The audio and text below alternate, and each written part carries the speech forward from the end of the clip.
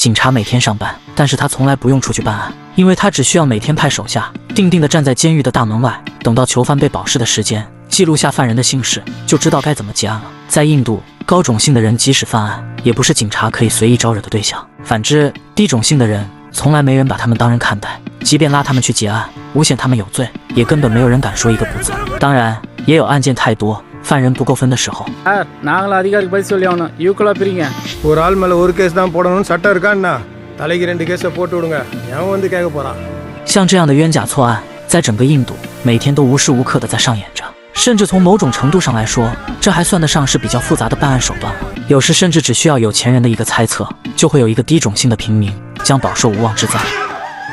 这天，镇上的警察就接到一起报案，村长家里的首饰柜被洗劫一空。虽然到达现场的警察也按照办案流程收集了证据，但他们还是选择听信了村长的一面之词，将嫌疑锁定在了一个叫做拉贾的捕蛇人身上。因为出事的1个月前，村长夫人在清点他价值不菲的首饰时，一条突然出现的大蛇把他吓到瘫软在地。虽然拉贾这个村子里最出名的捕蛇人被请到了村长的家里时，首饰柜上堆满的昂贵首饰甚至都没人敢收起来，但淳朴的拉贾却连多看一眼的念头都没有，就开始了捕蛇的工作。因为像他这样一个连村里的居住权都没有，带着妻子女儿住在村外湖边滩涂上，靠着给富人们抓捕田里的老鼠、打牙祭才能勉强糊口的土著部落的低种姓人，又怎么能放过巴结村长的机会？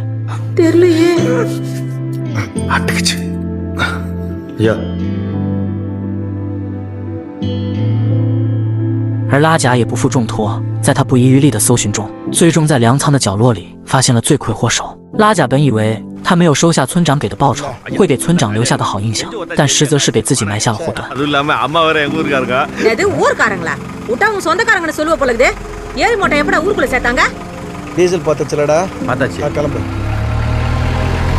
所以在1个月后，当外出打工归来的拉贾还在期盼着和妻子家人的久别重逢时，就被人当街喊住了。紧接着，还没等拉贾明白发生了什么事，几个大汉就一拥而上，将他按倒在地。更加让他难以置信的是，当他被带到警局的时候，他竟然看到了已经被折磨多日还怀有身孕的妻子。原来警察在得到村长只是凭借猜测的指证后，第一时间就赶到了村外拉贾一家居住的土坯房。然而只是因为拉贾外出打工，导致警察更加确信了这是他畏罪潜逃的实证。所以为了逼拉贾现身，他们不但连夜抓走了怀有身孕的森加尼，还把拉贾的近亲全部抓了起来。在警局里，为了让拉贾认罪，殴打不过是家常便饭而已。警察们手段尽出，他们不但用研磨好的辣椒抹在拉贾的伤口上，甚至在他和家人的眼前用了极致侮辱的手段对付了他的姐姐。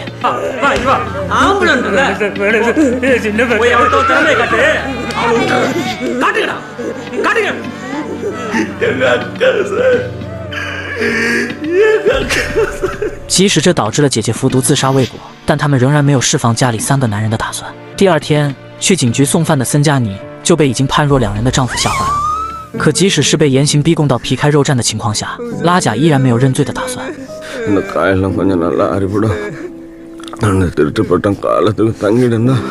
森加尼没有文化，也不懂丈夫坚持不认罪的意义，但她还是选择了信任丈夫。殊不知，就是这次简短的相聚，竟会成为夫妻2人最后的见面。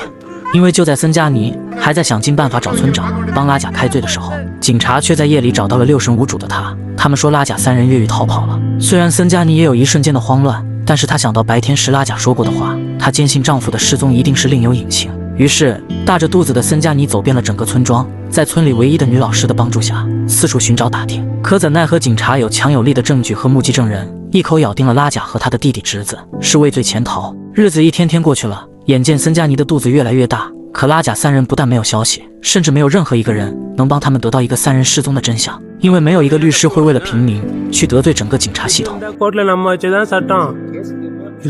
போலீஸை பழிச்சுக்கிட்டா எங்க கிளைண்ட்ஸுக்கு ஜாமீன் கூட கிடைக்காது. பாவம் பார்த்தா பிச்சை போடலாம், ஆனா கேஸ் நடத்த முடியுமா? உங்களை பார்த்தா தான் பாவமா இருக்கு.可就在森加尼已经灰心绝望的时候，当地德高望重的共产党议员给他推荐了一名律师。本来森加尼已经不抱任何希望了，可他第一次见到这个叫做钱德鲁的律师时，他心底竟然燃起了一丝希望之火。而森加尼不知道的是，这个为了工人的权益奋力高呼的律师，在不久之前就曾经为了7000名在高官权贵眼里如同草芥一样的平民犯人，不畏强权，据理力争，在警察连环伪造假案中争取到了重新调查审理的机会。虽然身为高种姓的律师，但钱德鲁却一直致力于消除种姓制度的战斗中。所以在听到森加尼骇人听闻的哭诉后，他思前想后了整整一夜，还是接下了这起势必要与整个警察系统还有执政党对着干的官司。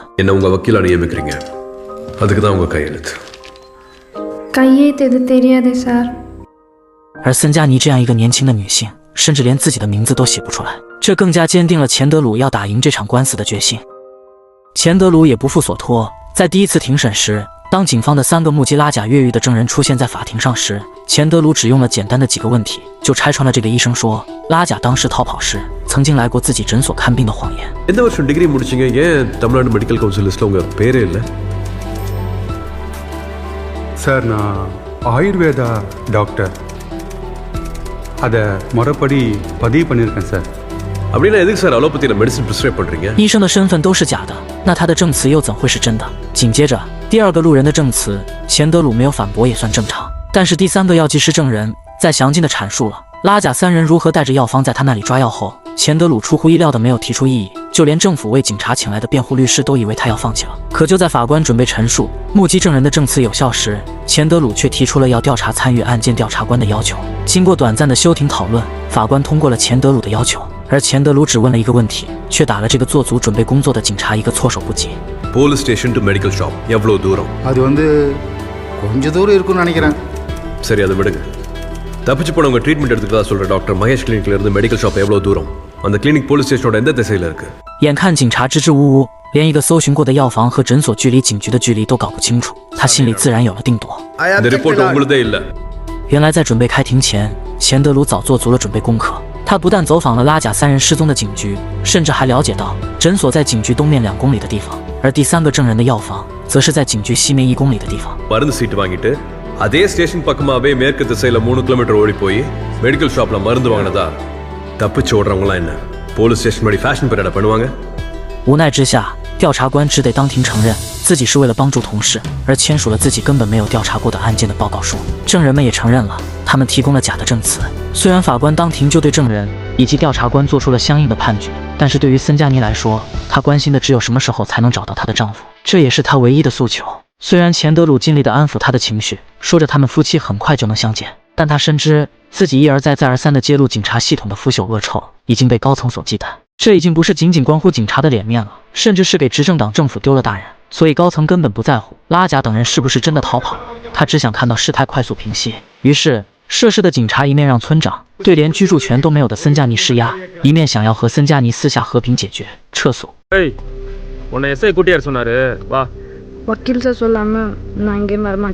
然而眼看着森加尼不同意私下去警局，警察竟然打起了女儿的主意。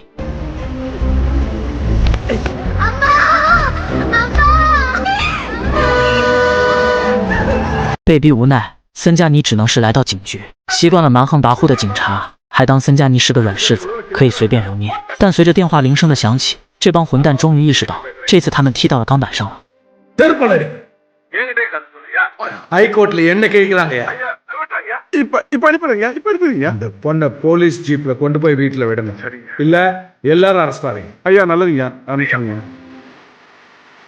原来当时在街边的森加尼在等待的正是钱德鲁的电话，也正是他及时将情况上报了最高法院。那天不管警察如何求着森加尼，想要将他安然地送回城外的家中，这个部落妇女挺起胸脯，目光都没有斜视。她也不会接受任何形式的补偿和妥协，她只求一个真相和丈夫的平安归来。她本以为事情会像钱德鲁律师所说，一切都会顺利的，可接下来新的证人的出现却差点让他们的努力功亏一篑。新的证人是村里米厂的老板，他证实了拉贾3人在失踪不久后的某天从遥远的外乡给他打过电话。钱德鲁本以为这又是警察找来做伪证的证人，可米厂老板的回答却是让他怔住了。சம்பந்தப்பட்டவங்க குடும்பத்திட்டே சொல்லிருக்கணும். My lords, அரசு தரப்புல மறுபடியும் ஒரு பொய் சாட்சி சொன்னனே. அன்னைக்கு 3 குடும்பத்தையும் ஒண்ணா சேர்த்து வச்சு சொன்னனே. நீங்க வேணா செங்கனைய கேட்டு பாருங்க.森加尼和老师没有对他说出实情，让钱德鲁有些恼怒了。ஏன் உண்மை மறைச்சீங்க? நான் தான் சொல்லுவேன், நான் சொன்னேன். நான் இந்த கேஸை வாதாடல. வேற வக்கீல பாருங்க.可可是老师的解释让钱德鲁直觉这个打来的电话一定大有问题，因为拉贾他们这些部落人根本不认识数字，又是如何跨区拨通了这通电话的？冷静下来的钱德鲁先是调出了米场事发那几天的通话记录，然后一一拨通，其中唯一一通外地的电话很快就被他排查了出来。于是他们毫不犹豫地登上了列车，去到了打出电话的外乡小镇上调查。சார் நீங்க பண்றது ரொம்ப பெரிய உதவி சார். உங்களுக்கு கொடுக்க காசு எதுவும் என்கிட்ட இல்ல. பிறக்கும் போதே நான் வக்கீலா பிறக்கல, மனுஷனா தான் பிறந்தேன். பாம்பு கடிச்சு உயிருக்கு ஆபத்து அவசரமா ஒருத்தரை கூட்டிட்டு வராங்க. அவர்கிட்ட காசு இல்லைன்னா நீ வைத்தியம் பார்க்க மாட்டியா? சிச்சி, காசு உசுறு ஒண்ணா சார்? அந்த போலீஸ்காரவங்க வந்தா கூட வைத்தியம் பார்த்து தான் அனுப்புவேன். ஒருத்தர்கிட்ட இருக்க திறமை எதுக்கு உதவுதோ அதை வச்சு தான் அதுக்கு மரியாதை.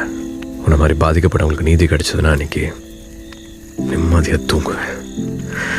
அதுதான் எனக்கு ஃபீஸ்。一切的不快都在这次推心置腹的交谈中消弭不见了。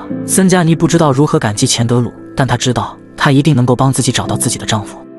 很快又到了庭审的日子了，这是钱德鲁和森加尼最后的机会了。但临近开庭，钱德鲁却还在玩着数独游戏，因为这次他有绝对制胜的信心。电话亭的老板被他请来了，老板说，当天3个大男人挤在了一个狭小的电话亭，引起了他的注意。而那3个人的模样，他怎么会忘记？正是涉及案件的3个警察。而这次他们只能是说，他们是在上面给的压力之下才选择这么做的，但还是拒绝说出拉贾3人的踪迹。 My lords, police has been continuously foul playing this case.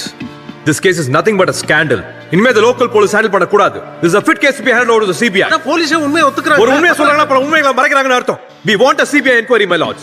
钱德鲁强硬的态度终于争取到了中央调查局的介入。调查局的官员本来也不相信，因为这个案件如果被实锤了，无异于是证实了整个警察系统最大的丑闻。可直到钱德鲁将他带到一群平民前，他震惊了。这些人里有老公孩子被抓去顶罪的老妇人，也有当天出狱又被安上各种罪状锒铛入狱的可怜人，而他们也只是钱德鲁一纸诉状救下来的那7000人中的冰山一角罢了。正直的调查员直至此刻才明白钱德鲁在调查前将他带来这里的目的，他不能让自己的国家蒙羞，也不能让人民生活在如此不公的司法体系之中，所以他即刻展开了调查，从案件的源头查起，没有放过任何一个环节的蛛丝马迹。而对于整个警局的调查中，警察们习以为常的暴力逼供让他勃然大怒，也更加确定了整个系统中问题层出不穷。而对于钱德鲁确信拉贾3人并没有逃走，他也是放宽了调查权限，让森加尼去到一所监狱里去寻找他的亲人们。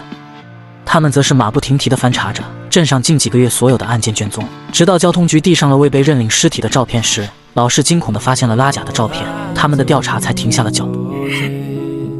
巨大的悲伤让森加尼根本连眼泪都流不出来，他怎么都不敢相信，曾经说要努力工作，为自己和孩子们盖上一间像样的砖瓦房的丈夫，怎么就莫名其妙死在了交通事故中。钱德鲁也陷入了无尽的悲伤中，但他不能停止继续寻求真相的脚步。在长官的怒火中，3名涉事的警察才说出了真相。那天就是在为首的警察的一再严刑逼供中，拉贾失去了生命。他接到电话的第一时间就伙同一起当班的同事将拉贾的尸体抛尸荒野，而拉贾的弟弟和侄子也是他让人转移到了其他的监狱。但是长官在得知了真相后，还是选择了为警察的颜面，让他们继续隐瞒真相。虽然拉贾的死亡并不能认定是在警局中发生的，但法官还是给了钱德鲁10天调查的时间。也正是这10天，钱德鲁让森加尼走上街头派发传单，扩大了拉贾案件的影响力，这导致了有更多的政府官员和普通民众关注到了这起案件。而这次警察系统的高层也出面了，他想以为森加尼这对孤儿寡母争取到更多的政府赔偿，作为交换条件让森加尼撤诉。然而这个部落农妇的回答却让他知道事情没有回转的余地了。அதில்தான் பிள்ளைங்களுக்கு சோறு போடணும். இந்த சோத்துக்கு பணம் எதுமாதிரி வளர்ந்த அப்புறம் பிள்ளைங்க கேட்டதுன்னா இதுங்க அப்பனே அடிச்சே கொண்டவங்க கொடுத்த காசு, அதுலதான் நம்ம பொழைக்கிறோம் சொல்லட்டுமா சார்? 10天后的终审，当和拉贾一起被关的侄子出现在证人席上时，警察们知道一切都晚了。原来钱德鲁利用这10天的时间，又一次不远万里地去到了电话打来的远方小镇，但这次他调转了调查的方向，终于在小镇的监狱里找到了被转移的还活着的叔侄2人。拉贾的侄子也终于道出了当天他所知道的一切。那天警察惨无人道地对拉贾进行了殴打，最终是为首的警察在气急败坏之下一脚踩断了拉贾的胸骨，导致刺穿了拉贾的心脏，当场死亡。拉贾的弟弟当时也昏迷了过去，不知生死。而当时值班的警察把侄子关在了另外一个房间里，之后才对拉贾和弟弟进行了抢救。但侄子只等到了小叔叔，却再没有见过拉贾。可是随着拉贾弟弟的作证，一切的谎言都不攻自破了。因为当天警察抢救的手段就是把辣椒面撒进了他们的眼睛里。弟弟是昏迷了过去，所以辣椒面带来的灼烧疼痛很快让他清醒了过来。但是拉贾当时已经气绝身亡，又怎么会对辣椒面有反应？他又怎么会带着满眼的辣椒面一路跑了数十公里，到了郊外才被车撞死的？而调查官的举证则是连同拉贾盗窃一案一同翻案。原来当时警察搜集到的指纹确实除了拉贾的还有其他人的。根据米厂老板的举证，那是一伙在当地有保护伞的团伙干的，也是他们买通了警察，才有了这起冤假错案的源头。而拉贾尸体旁的车辙与警察车辆的吻合，无疑是将案件的结果吹实了。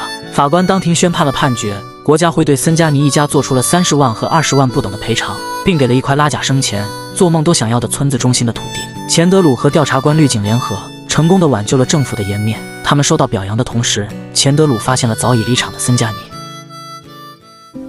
那天夜里，像是为拉贾洗清冤屈，下了很大的雨。等到钱德鲁找到森加尼的时候，他不知道和女儿淋了多久的雨，可是也没办法洗去失去丈夫和父亲的悲痛。钱德鲁只是怔怔地看着他们，没有去打扰他们，因为他知道这个国家有无数个森加尼，为了不让他们悲痛，他将成为他们最后的保护伞，一往直前。